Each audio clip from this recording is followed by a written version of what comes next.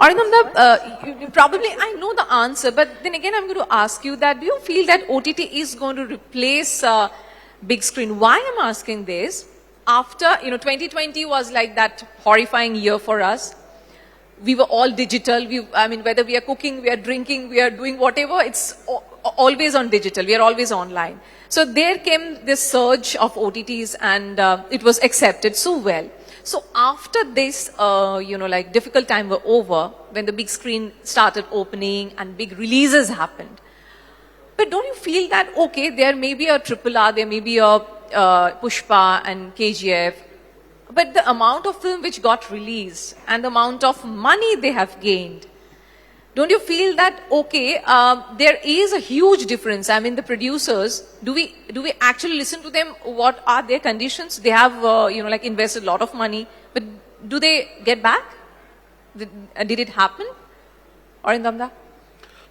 Firstly, yeah. Work of art is not measured barometrically by the money it gets. Agreed. Okay, but I'll get back to your question. But before that, I would like to pay my regard on behalf of all of us, of the Bengali film community, of the legendary filmmaker Sri Torun Majumdar, who passed away this morning. Tonu Babu, as I used to call him, we all respected him, and he was a person who had created cinema which overcame all boundaries and had been commercially successful like anything, and which actually transcended Bangla cinema to a place much beyond his times. Tonu Babu used to always tell me that you must have discussions. Okay. We have stopped getting into discussions nowadays. I thank India Today for this conclave, that we are discussing such things on open topics as such. Now coming back to your question. Yeah. 2018, there was the OTT platform in this country was set at about 2150 crores, and there's that by 2030, this will get on to come to a sizable portion of $15 billion. Okay. Having said that, during the COVID times, as you said, all OTT platforms, digital platforms, they just raced through. They broke their own targets, their own budgets of the year, and they just raced through to kind of create figures and records of their own.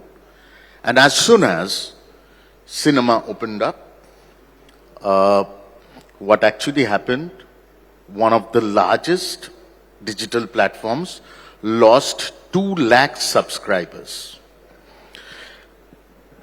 There I want to make my proposition. Right. Is that, as Paoli said, there is no point of conflict between digital platform and cinema.